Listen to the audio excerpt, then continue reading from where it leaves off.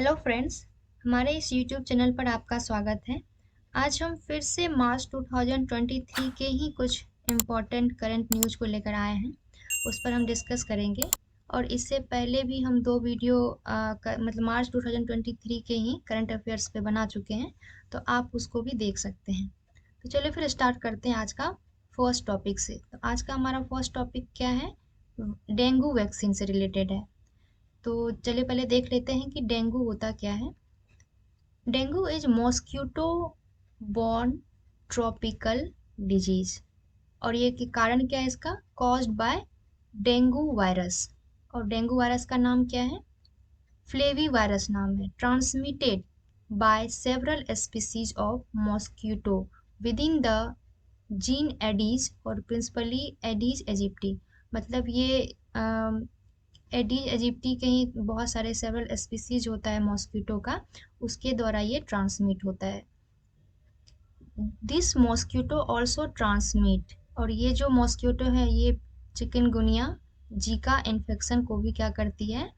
Transmit करती है। अब देख लेते हैं इसका सेरोटाइप्स क्या है। सेरोटाइप्स ऑफ डेंगू।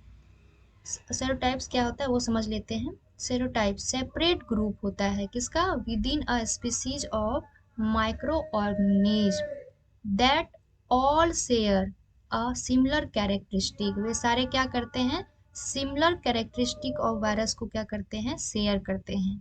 और 4 डिस्टिंक्ट होते हैं इसके स्टेरियोटाइप के, बट क्लोजली रिलेटेड सेरियोटाइप्स, जैसे डेन 1, डेन 2, डेन 3, डेन 4 होते हैं।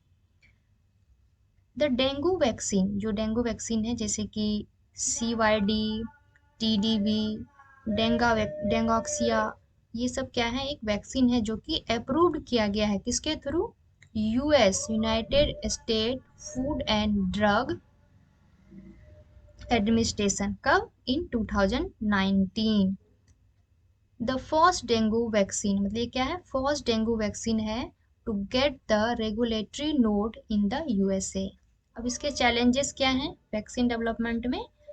डेवलपिंग एन इफेक्टिव वैक्सीन किसके against? Against dengue is tricky. क्या है ये? ट्रिकी है। क्यों?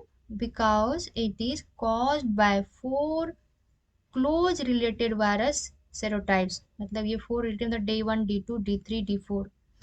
Each one interact differently. और ये चारों क्या है? डिफरेंट, मतलब इंटरेक्ट करते हैं डिफरेंटली। कहाँ पे? With antibodies in human blood. A person infected with DEN1 is then protected against it for life, but not against the other 3 serotypes। मतलब ये होगा कि वैक्सीन जो है, अगर आप ये DEN1 से इन्फेक्टेड है तो आप वो DEN1 पे ही मतलब टारगेट करेगी, उस पे काम करेगी, ना कि DEN2, DEN3, DEN4 से। अगर DEN2 से इन्फेक्टेड है तो आप वो वैक्सीन जो DEN2 पे वर्क करेगी, ना कि DEN3, DEN4, DEN1 से।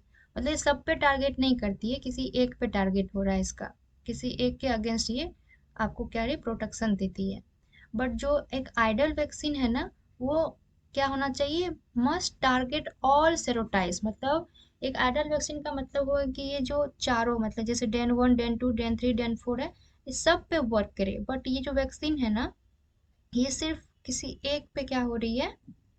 टारगेट करती है, ना कि सभी पे। इसीलिए ये क्या है? चैलेंजेस हैं, तो इसीलिए ये न्यूज में था। और हमारा नेक्स्ट टॉपिक क्या है? टेरासाइक्लिन।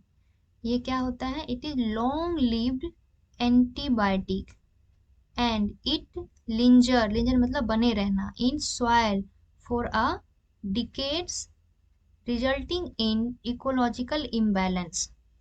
मतलब ये जो टेरासाइक्लिन है ना, ये लॉन्ग लिव एंटीबायोटिक है जो कि लिंजर होता है। मतलब 10 साल तक क्या होता है? ये सॉइल में बने रहता है, वहाँ पे प्रेजेंट रहता है, जिसके कारण क्या होता है? रिजल्टिंग, जिसका रिजल्ट परिणाम क्या होता है?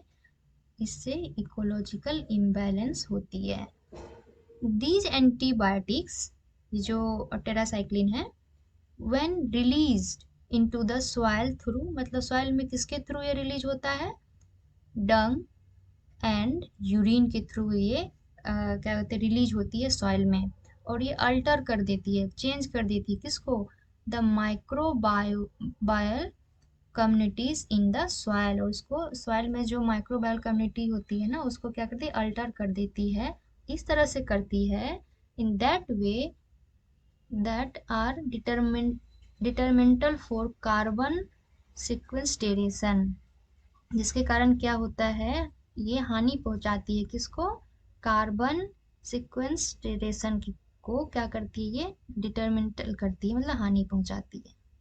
और हमारा आज का लास्ट टॉपिक है वो लाइटिंग का, और ये क्यों था न्यूज में, रिसेंटली जो है ना कुछ स्टेट्स डिमांड किया है, फ्यू स्टेट डिमांडेड दैट जो लाइटिंग होती है ना be noticed as a natural disaster, उन्होंने ये डिमांड किया है कि जो लाइटिंग है उसको नेचुरल डिजास्टर में कंसिडर किया जाए। इट इज कॉज्ड बाय, अब लाइटिंग का कॉज क्या क्या है, bye difference in electric charge between the top and bottom of cloud, मतलब मान लीजिए ये क्लाउड है, क्लाउड के ये टॉप हो गया आपका, टॉप एंड बॉटम में जो डिफरेंट इलेक्ट्रिकल चार्ज होता है ना उसके थ्रू ये लाइटिंग जो है जनरेट होती है। और ऐसा ये आप पढ़िएगा इसके फिजिक्स वाले में, तो इसमें क्या होता है ना, जैसे हमारा ये क्लाउड का टॉप है, ये टॉप है और ये बॉटम है, तो यहाँ पे क्या होता है, पॉजिटिव चार्ज होती है और नीचे क्या होता है, नेगेटिव चार्ज होती है क्लाउड में ही।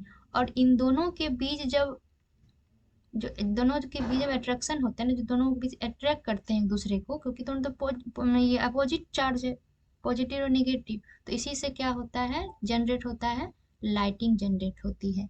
आई होप कि आपको ये वीडियो समझ में आया होगा और आपके लिए हेल्पफुल भी होगा सारे कॉम्पिटिटिव एग्जाम के लिए। और फिर हम नेक्स्ट वीडियो में हम इसी मार्च के ही कुछ करंट न्यूज़ बच गए हैं उसको लेकर आएंगे, तब तक के लिए इंतज़ार कीजिए। Thank you.